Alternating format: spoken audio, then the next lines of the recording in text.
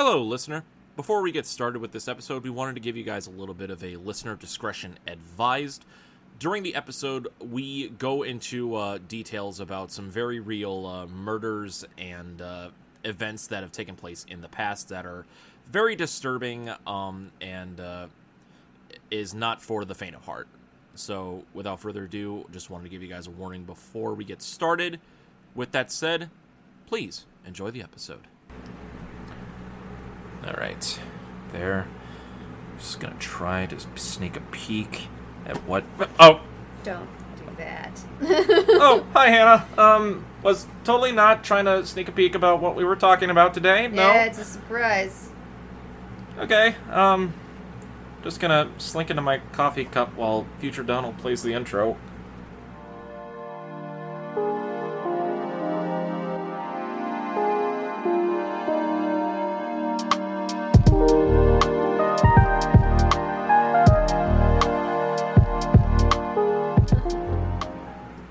He actually did it this time. So proud of that boy! Yeah. Well... Am I still in trouble for trying to peek into the notebook? No. I expected it. Really? Yes. Am I really that easy to read? Yeah. I'm gonna slink into my coffee cup again. It's okay. Oh. Okay. I will let you know what we are talking about. So, this is a recurring segment. We are talking about... Wait, we have to do the intro. We have to do the intro first. Oh, yeah, they need to know who the hell we are. Exactly. I was about to say, wait, we haven't even gotten to that yet. I just got so excited, and I was like, before he finds out what it is, I have to tell him what it is. Okay, alright. Okay, I will keep my eyes closed the entire time. No, you don't have to do that. Okay, fine. What's going on, ladies and gentlemen, all you wonderful people out there, geeks listening in, welcome back to the General Geekery Podcast. Hello! This is the podcast where we love to geek out about all that we love to geek out about with no remorse. No regrets. I'm so sorry. That's okay. It was my own fault for taking a sip of coffee when I wasn't supposed to. Do it again. Take two! Do it again.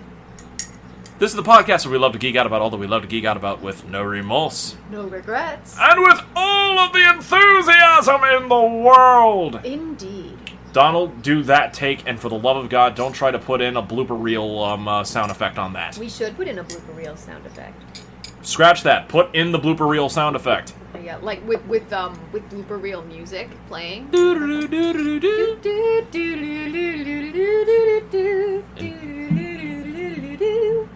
Monty Python. God bless you. And you can cut and paste that of me doing that and put it in the background. Yes. Do that. Yes. Absolutely. All right, cool. That will be happening. As always, I am your resident coffee ninja by day, actor, gamer, streamer by night, Donald Kozinski, back once again. And as always, we have the dice slinger extraordinaire, artiste magnificent, and the purveyor of all things dystopia, Hannah Kubiak.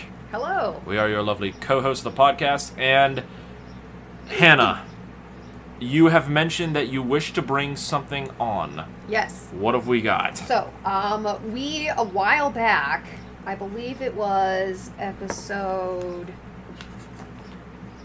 I didn't put the episode in my scrapbooky phase. Well, it was an episode early on. I think maybe it was episode 51. Okay. We did an episode on Slender Man, which is an urban legend, and I had a lot for Spooktober! That's right! For Spooktober, yeah, and I had a ton of fun doing that. And I decided that we should do another urban legend episode. And so, for this one, we're going to be talking about the Wendigo. Oh! Okay. That's a good one. Yeah, I know. That is a very good one. Okay, so, yeah, we're going to be talking about the Wendigo and its influences, and then we're going to be talking about how the Wendigo shows up in real life. Or all different media that offers Wendigo, which I actually have several. Real life. And the media that yep. The media has the Wendigo in it. That was a very badly constructed sentence there. Yeah. But, Anyway, it's okay. I will describe the Wendigo. Go ahead.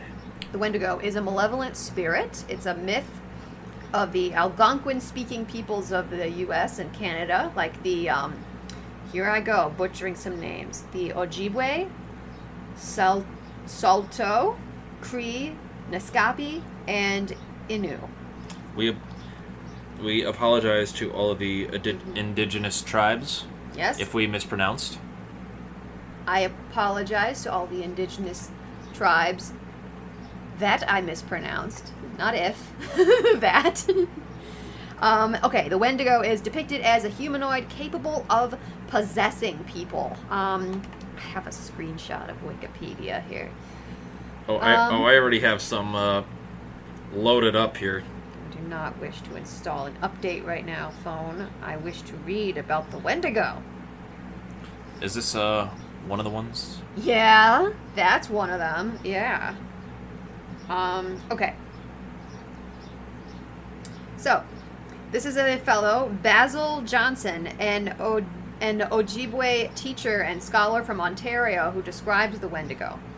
So, the Wendigo was gaunt to the point of emaciation, its desiccated skin pulled tightly over its bones. With its bones pushing out against its skin, its complexion the ash gray of death, and its eyes pushed back deep into their sockets, the Wendigo looked like a gaunt skeleton recently disinterred from the grave. What lips it had were tattered and bloody. Unclean and suffering from suppuration of the flesh, the Wendigo gave off a strange and eerie odor of decay and decomposition, of death and corruption. Yikes. Yeah, that's pretty dang descriptive of its appearance. Yeah, sounds like pretty much every CEO we know of, right? Oh. Okay. So, the Wendigo myths invoke feel. Okay. Wait a minute. Invoke. Okay. So the I think this is the quote about the Wendigo Psychosis. But being a Wendigo invokes feelings of insatiable greed and hunger, the desire to cannibalize and murder. Sometimes they're depicted as a giant humanoid with a heart of ice. A foul stench or sudden unseasonable cold might precede its approach.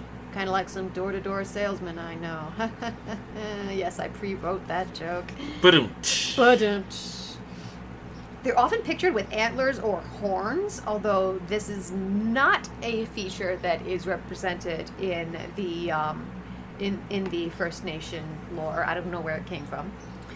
There is a similar creature of myth on the Northwest Pacific coast called Ewechuge, which was also a cannibal, but it was enlightened with ancestral insights. So, I don't know. I feel like there's some sort of link in myth between like eating human flesh and being able to like having divination powers, prescience. Like if you, I don't know how it would work. Like if you ate the heart of somebody, you could sort of right. Like, or if you drink somebody's blood, you can see what their bloodline will be up to or something. I don't know. Ancestral insights. Do you think that's that's what happened to the Donner Party instead? They didn't all just die out. Some of them ate each other's human flesh so much they just all turned into Wendigos. Perhaps. I would have to do a little bit more research on the Donner Party. But. I don't know why that thought came into my mind so much. I apologize. Okay, so here's a creepy one. This is probably my favorite depiction. They're depicted as being giants, way bigger than humans, who grow in proportion to their last meal, so they can never be full. They're simultaneously gluttonous and extremely thin, aka me in college. Oh. According to folklore, they can survive partial dismemberment and auto-cannibalism. Oh. I'm going to read another thing. So basically, they grow so hungry they just want to nom on themselves as a snack. Yep. Just get so hungry that you're like, man, do you ever just get so hungry you could just eat yourself? No, never. Hannah, are you So- okay? Yeah, I'm good. I'm gonna hide in my coffee cup again. Okay. So there's this person who who was a ethnographer of the Chippewas of Rama First Nation, who had a little description of like a folk tale that they found about a Wendigo. And it goes like this. I'm going to tell you a story. Story time. One time long ago, a big Wendigo stole an Indian boy. But the boy was too thin, so the Wendigo didn't eat him up right away. But he traveled with the Indian boy, waiting for him to get fat. The Wendigo had a knife, and he'd cut the boy on the hand to see if he was fat enough to eat. But the boy didn't get fat. They traveled too much. One day, they came to an Indian village, and the Wendigo sent the boy into the Indian village to get some things for him to eat. He just gave the boy so much time to go there and back. The boy told the Indians that the Wendigo was near them, and showed them his hand where the Wendigo cut him to see if he was fat enough to eat. They heard the Wendigo calling the boy. He said to the boy, "Hurry up, don't tell lies to those Indians." All of these Indians went to where the Wendigo was and cut off his legs. They went back again to see if he was dead. He wasn't dead. He was eating the juice from inside the bones of his legs that were cut off. The Indians asked the Wendigo if there was any fat on them. He said, "You bet there is. I have eaten lots of Indians. No wonder they are fat." The Indians then killed him and cut him to pieces. The end of the giant Wendigo. So, they can survive by eating themselves if necessary.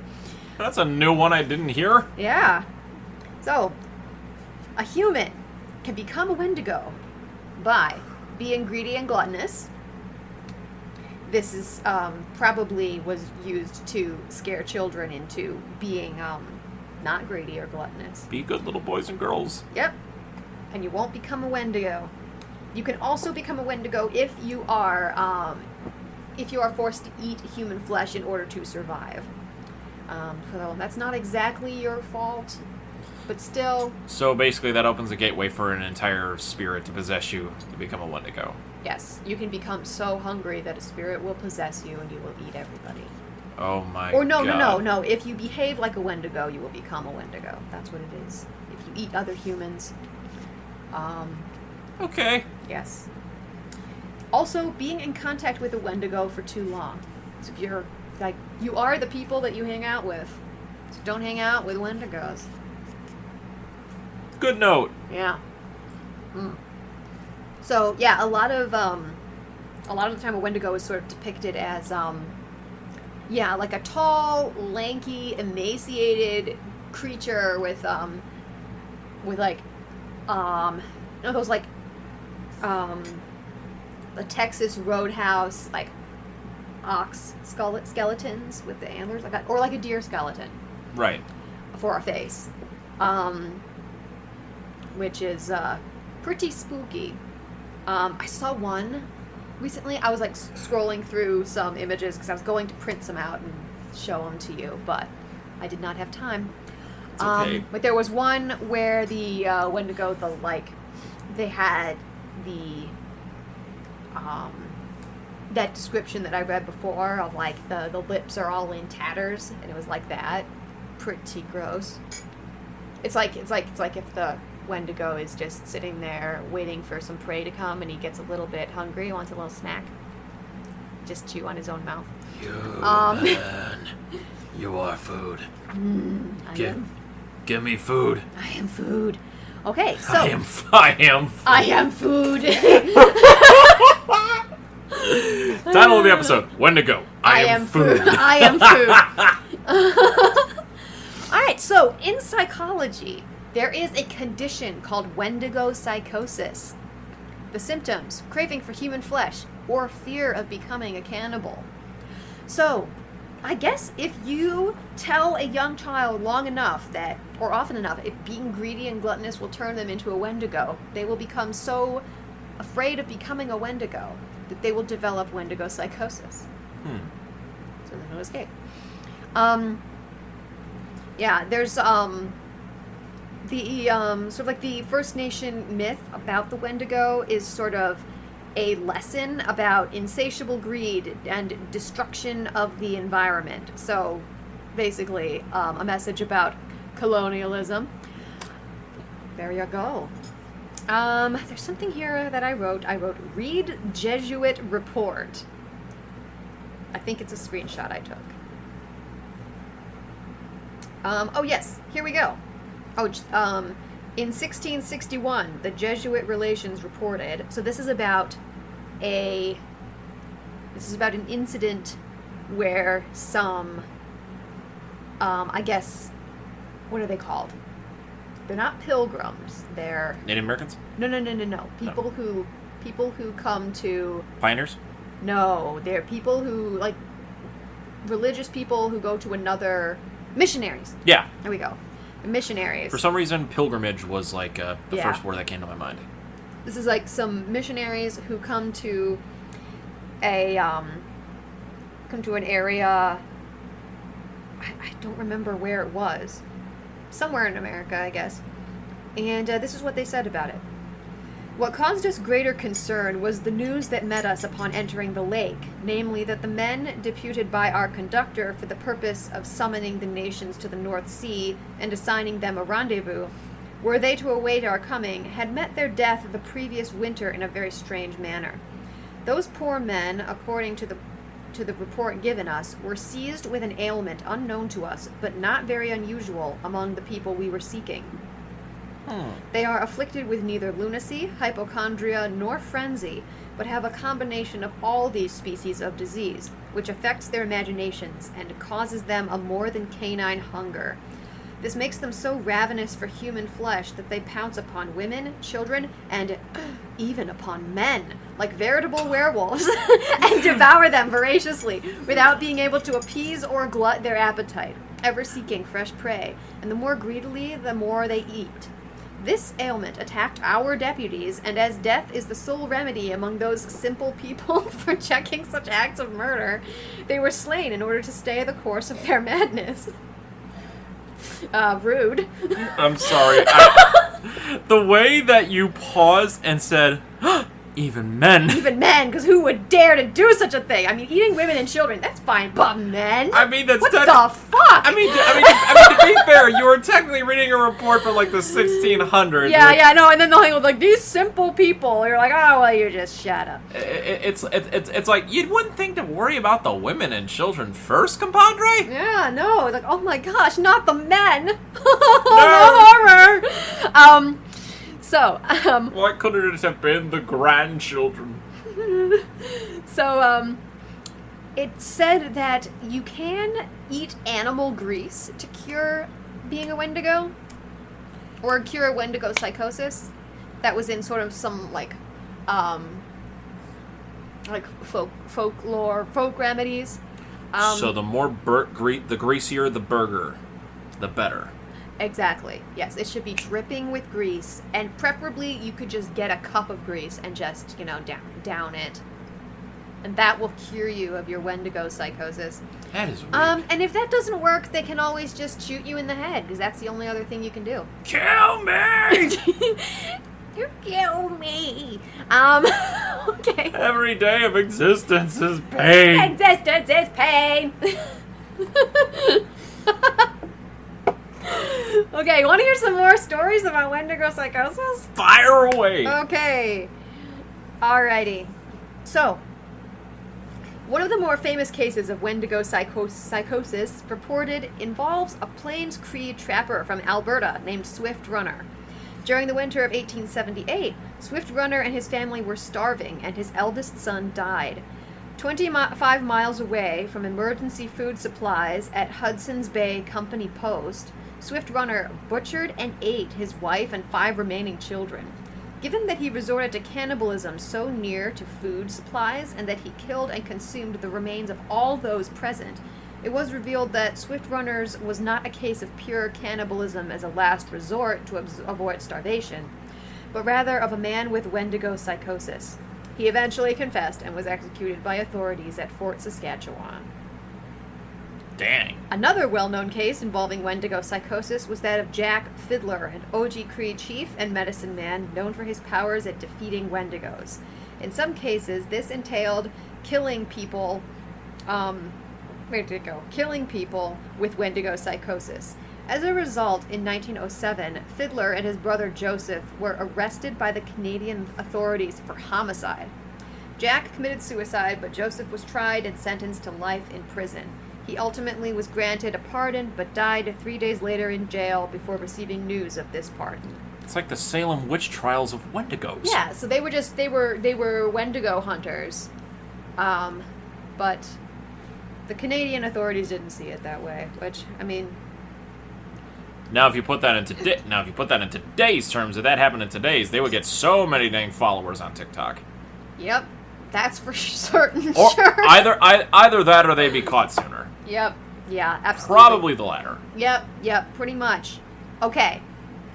Now, get ready for the fun part. Oh boy. Okay, hold on.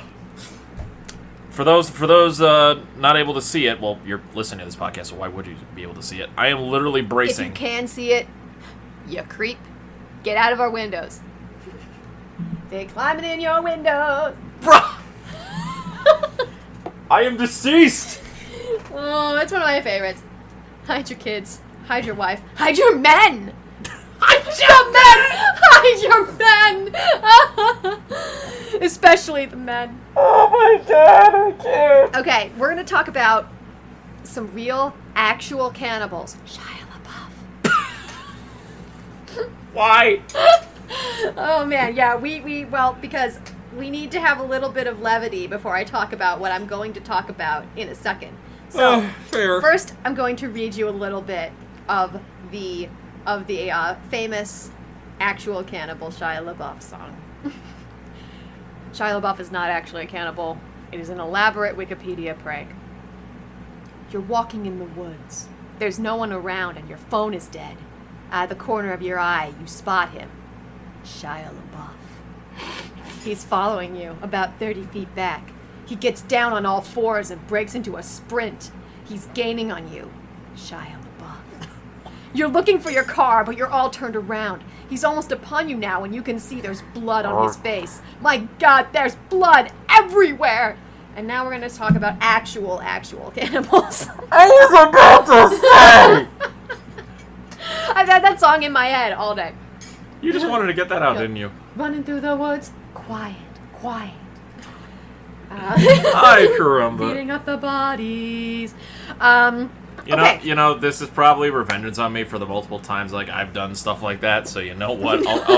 I'll take it with a grain of salt. When you give really, really long movie quotes that I've never heard, yeah.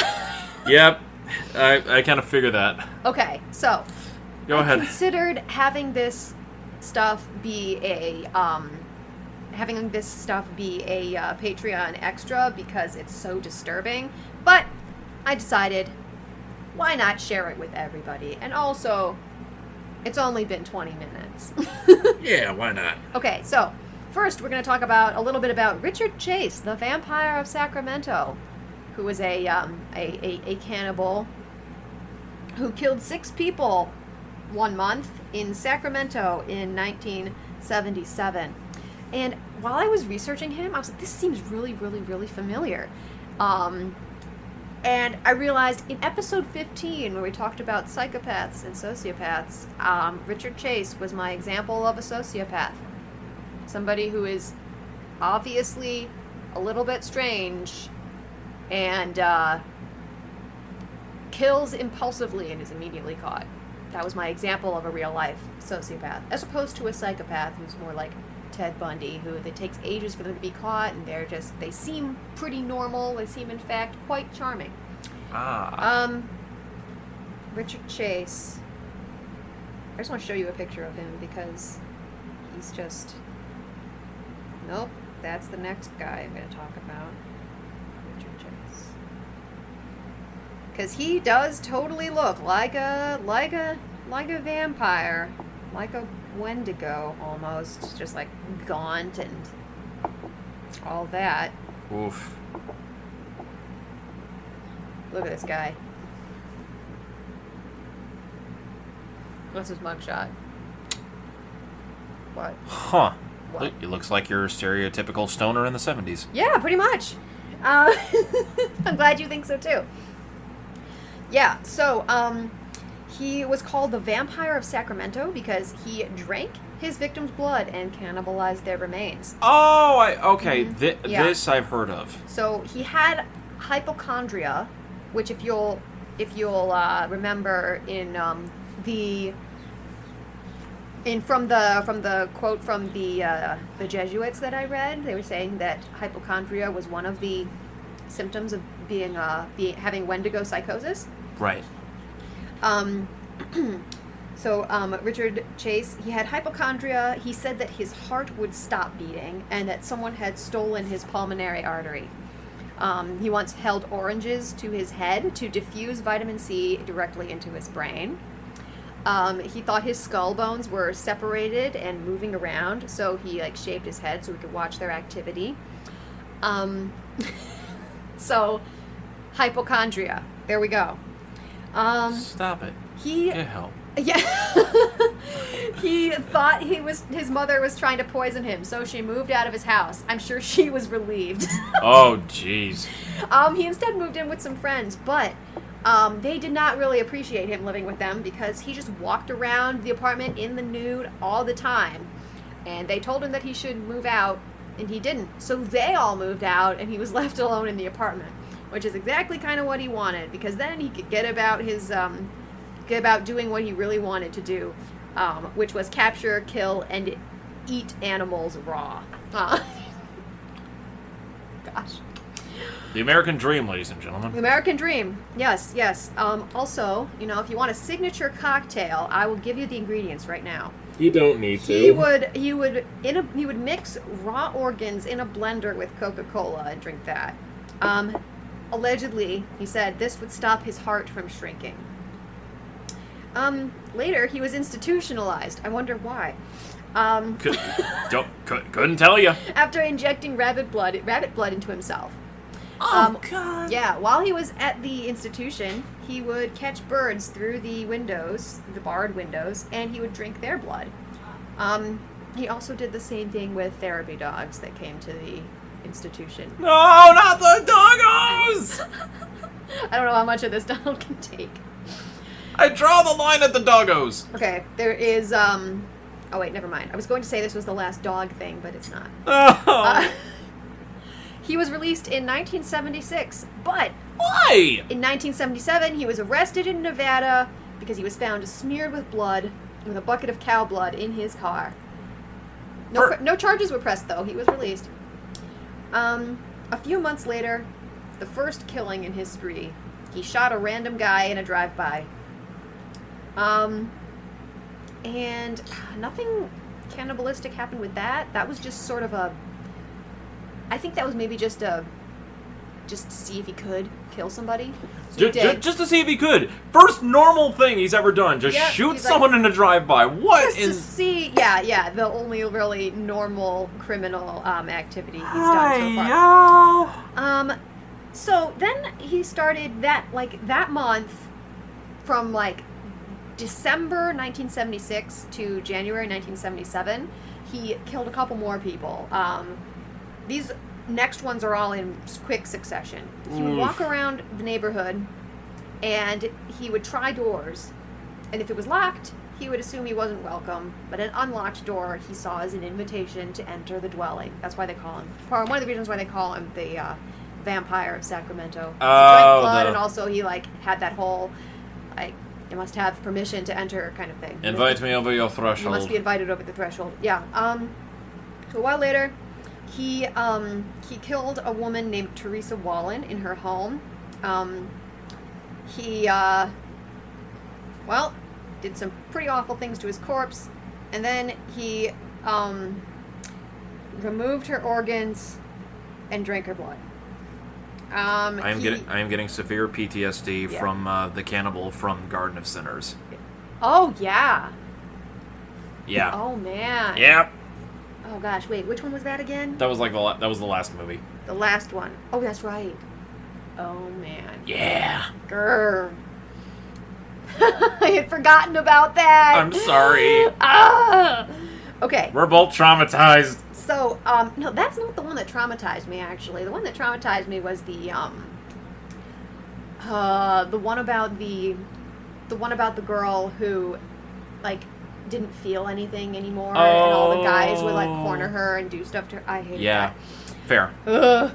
Okay, so, I think he killed and drank the blood of somebody else. Like, 6 people in total he killed, and he did various weird things. But, where else? Oh, but he was later arrested in his home, and he had a lot of blenders going with his signature cocktail, and it was just a mess. And he died in San Quentin from an overdose. Oh, what? You didn't get enough rabbit blood injected into your system? I don't know what he overdosed on, but honestly, I don't really care. Here's my question. Yeah. Here's my question. Mm-hmm. You arrested him a year later for him being smeared in cow blood. That wasn't enough of a sign? Well, it was cow blood. You can't prosecute... Well, I guess maybe... Smeared all over him! I guess maybe if you could figure out whose cow he killed. Gosh. Yeah, maybe they'd have to take an issue with that. Oh my god. I don't know. Okay. I don't know if I've had this much of a headache of things going terribly wrong in an actual system since we did the episode of the Stanford Prison Experiment. Oh yeah, that one was fun too. Gosh. Okay. So, where is it? Oh, here we go. Oh, a quick break. A video of my cats. Yay! They are indifferent to each other now. Oh, okay. I needed a cat video. I'm Yes, good. yes, I thought so.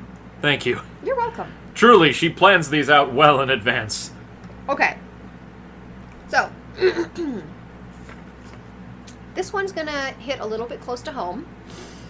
This is another real-life cannibal, Jeffrey Dahmer, the Milwaukee cannibal, or the Milwaukee monster. Oh my god, I've grown up on stories of this. Yep, convicted American serial killer and sex offender who committed the murder and dismemberment of 17 men and boys between 1978 and 1991. If you haven't heard of Jeffrey Dahmer, Yeah, I listened to a 2-part episode of Monsters Who Murder about him. It was the first one that I heard of. And I was, I think I had just moved to Milwaukee as well, and I was like... Oh my god, that must have been terrifying! You're like, what the No, hell? nope, he's dead. Someone else in jail killed him. So, he was only in jail for like 2 years, and then somebody just had enough. Wow, it took 2 years to do it. Yeah, so Jeffrey Dahmer, was interested in dead animals from a young age. He would collect them and dismember the carcasses. This is the other dog thing. He decapitated he didn't kill the dog. He found a dead dog. And, decapitated it, nailed the body to a tree, and impaled the head on a stake. Leave the doggos alone! Yeah. His first victim was Stephen Hicks, who he bludgeoned and then dissected the next day. Fun fact, in 1982, he briefly worked as a phlebotomist at Milwaukee Blood and Plasma Center. Yep. I actually met someone who actually used to work with him. What? Tell me more! They were a relative of a friend of mine, and they said that they had come across him a while because they worked in the medical profession, and they came across Dahmer in that environment, and that they didn't really get close to him at all. We just kind of vaguely knew who he was. I didn't get too many details on it, but I heard the story, and me being curious, I'm like, oh, I'm just gonna sit and listen to this. Interesting. And I'm like, dang, happy that you're still alive. Yeah, I wonder if he... Wait, was this was this friend a man?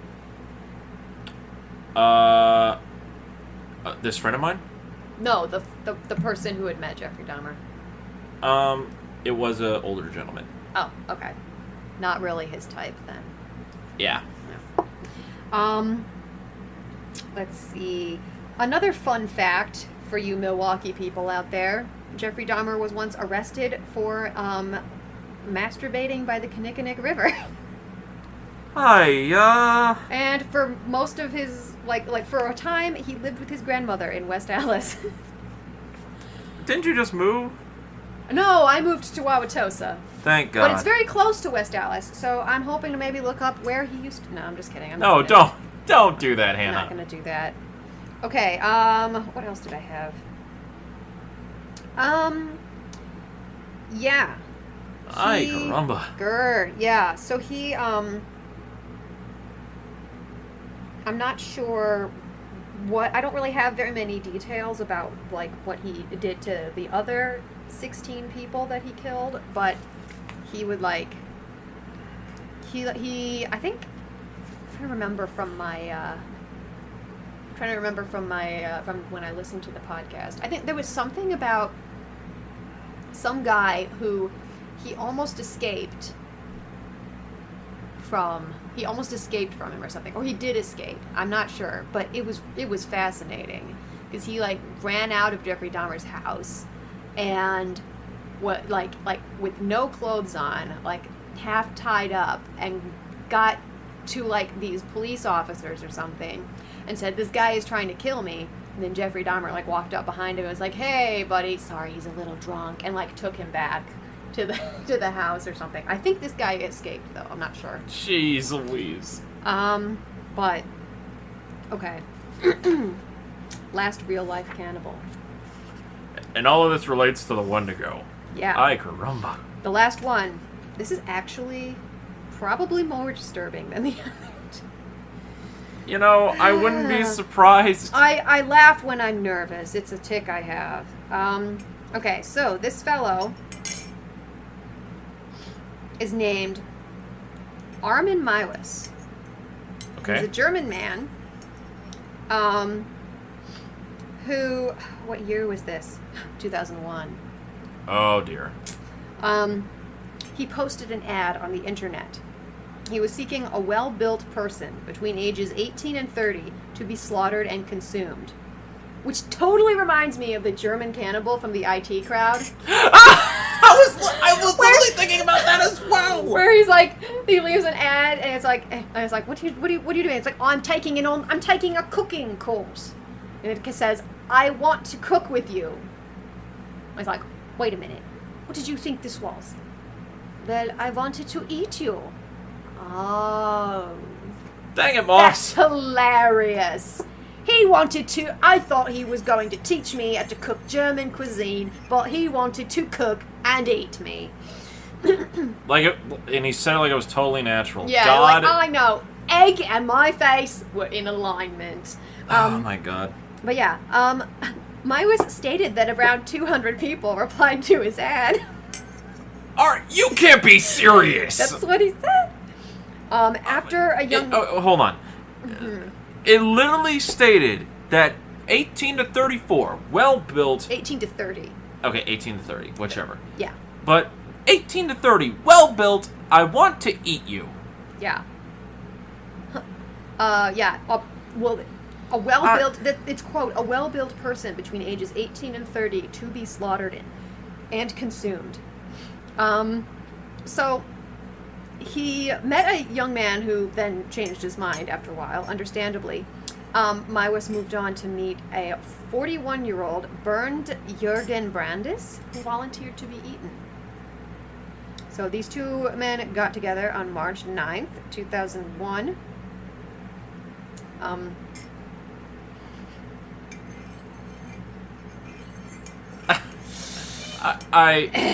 Okay, well, here we go. Later... Deep breaths, everyone. Maiwis cut Brandis's penis off, which they ate together. They initially tried to consume it raw. I'm sorry, both of them? Yes. But it was too rubbery. So that is cannibalism and auto-cannibalism. They tried to fry it with butter and garlic, but ended up burning it. Oh my God. Then, after Brandis bled out and died, Maiwis just kind of kept him and ate about 18 kilos of his meat during the next 10 months. He said he used salt, black pepper, garlic to cook the meat. And according to him, human flesh tasted like pork, but with a stronger and bitter flavor. He said that Brandis's death was not a murder. because Brandis chose to be killed himself. He was initially given 8.5 years in prison, but after losing the appeal, he was sentenced to life in prison. Thank God. Also, this article says, by the way, he is a vegetarian now. First of all, Yes. I would assume that there would be a little voice of survival in a person's head that would think, you know, maybe this is not the best of ideas. Don't let this man cut your dick off. Don't do it. Second of all, damn internet, you dumb! This is so... 200 people! 200 people. I wonder what those people think now. Anyway. Third of all, reiterate again. Damn human race, you scary and dumb! The human race is terrible. Okay, I got that out of my system. I'm good. That's the one that I've never heard of was Armin Maiwis, and it was pretty recent, 2001. I think I lost like 15 brain cells just from that one story. Yeah, just from that one sentence, honestly. Ugh. The one I took a while to utter. I thought it was going to be utterly horrifying. I wasn't expecting utterly horrifying and completely devoid of, like, actual conscious thought. Yep.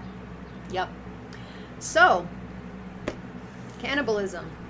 Don't do it, or you will become a Wendigo.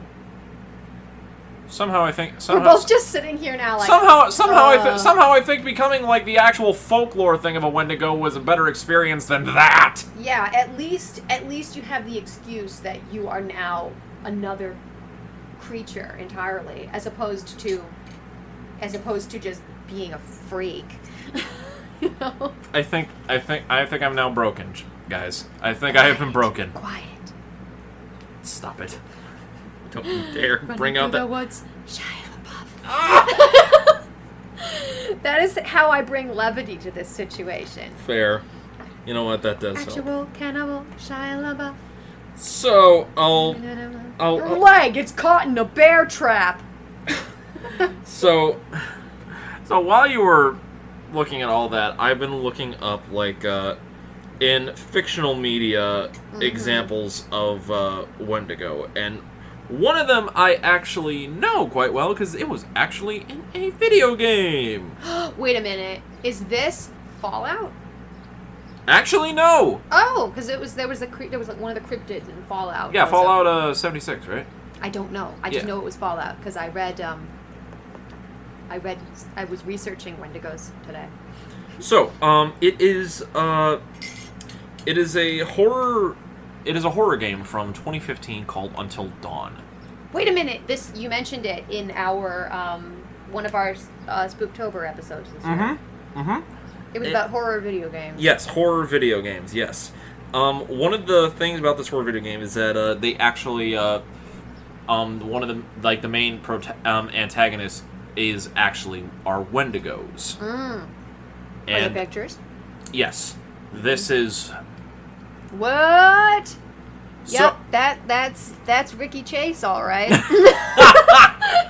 So I'm showing Hannah a picture of the Wendigo model from Until Dawn. Is he wearing pants? No, Ah, they are not. And also, that is a she.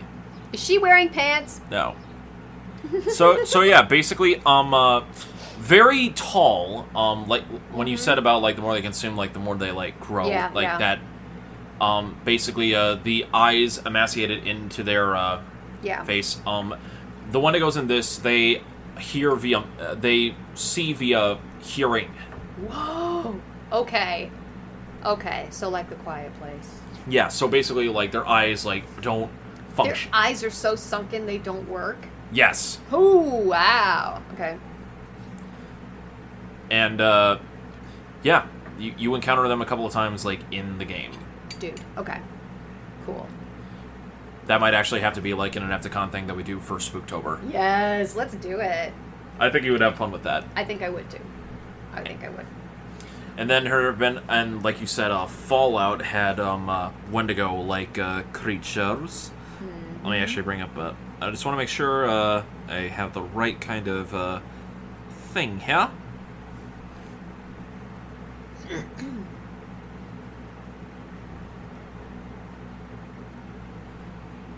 We should record a little blurb that says something like, Found it. This episode contains mature contents. Oh, I'm already planning on recording it. Ooh, wow. Okay. Yeah, I'm already planning on putting a trigger warning It announcement. kind of looks like an episode. alien, that one. It kind of does, but then again, a lot of things. Well, Fallout includes like a lot of like mutations and stuff. Oh, okay. So that does seem to be like where that kind of like aesthetic comes from. But yeah, the Wendigo does have like a lot of different like pop culture appearances. I was actually looking at some of them. Yeah, like Teen Wolf, Supernatural, Grimm. Oh, absolutely supernatural. What was it? Hannibal? Like he has like a recurring dream about a Wendigo that's supposed to say that's supposed to. Oh, I wholeheartedly believe Hannibal Lecter would honestly be one. Oh yeah. He would become a cannibal, a Wendigo with a nice Chianti. Yes.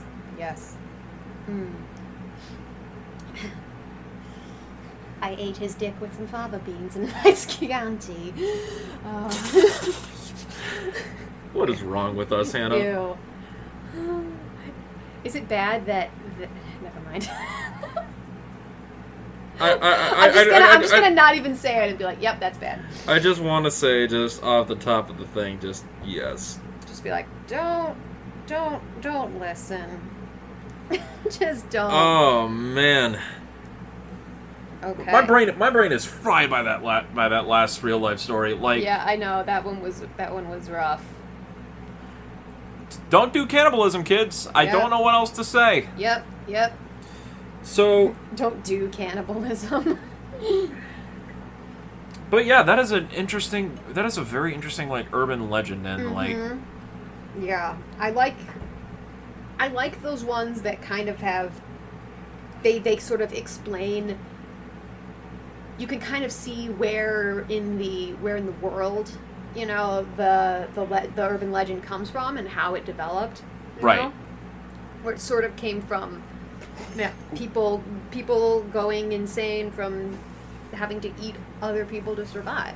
'Cause cannibalism is it's an unnatural thing. You're not supposed to. No. No. So yeah, dang. All right. Urban legends, you scary. Yeah, I know. I thought the Slender Man myth, the thing behind that with like what happened with the girls was nuts. Oh gosh, yeah, I thought that was nuts. This too. was That was what? also in Wisconsin. That was like in Waukesha. Damn, Wisconsin, you Yeah. Scary. Wisconsin is like Ed Gein is from Wisconsin as well. Indeed. Like, Why are we here? I don't know, dude. I don't know. Oh, let's just end this episode before we get migraines. Yeah, I think we should. Thank you guys so much for listening to this episode of the General Geekery Podcast, an urban legend episode all about the Wendigo and the real life stuff related to it. Ay caramba. If you guys liked what you heard from this episode, first of all, I'm sorry if we triggered you. We had no intention of doing that, but future Donald, make sure you put a trigger warning at the beginning of this episode. Thank you. But if you guys like what we do here at the podcast and want to listen to more of us, you can check us out wherever podcasts are found. We're on Spotify, Spreaker, Apple Podcasts, and if you guys don't have access to any of those streaming services and you want a collection of all of our episodes in order, we have all of our episodes available in audio format on YouTube at Anime Rev Productions. That is Anime Rev Productions on YouTube. Also, if you guys want to check us out on social media, we are on Twitter and Facebook at Gen Geek Podcast, and on Instagram at General Geekery.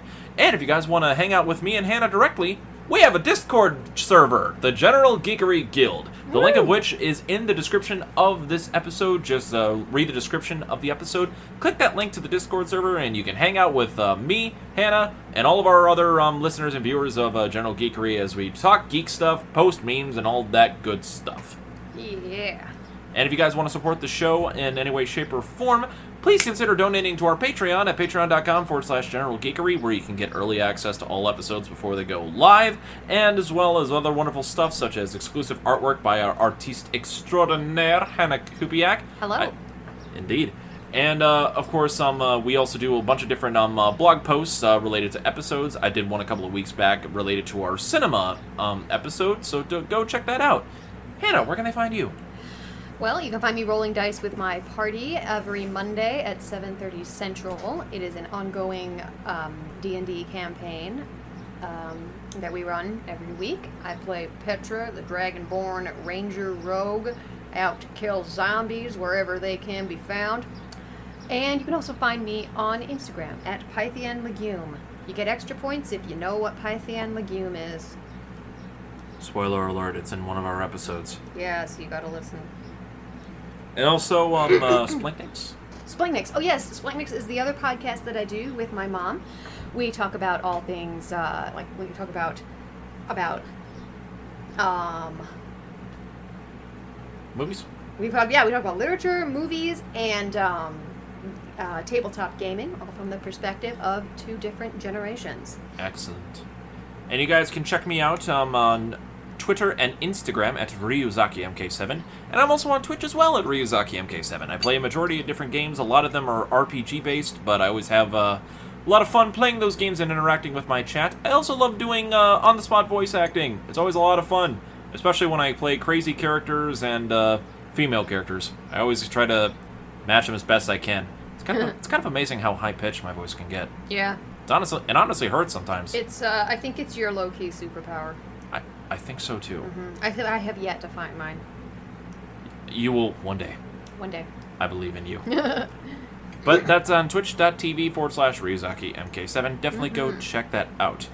Thank you guys for listening. This has been episode 85 of the General Geekery Podcast. Until next time, for Hannah Kubiak, I'm Donald Kaczynski. And until next time, don't become a Wendigo. Don't eat humans. And always remember to keep your geek on. Always. Clink, clink. Clink, clink. Nothing crazy or anything this time. I think we need a wholesome ending for that. Yeah. Bye, guys.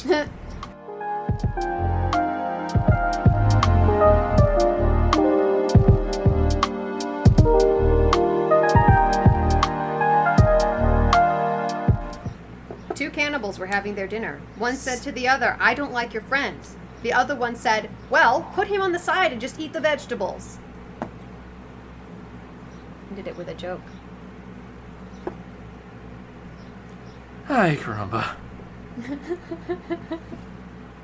Future Donald, just put this after the music ends. Bye, guys.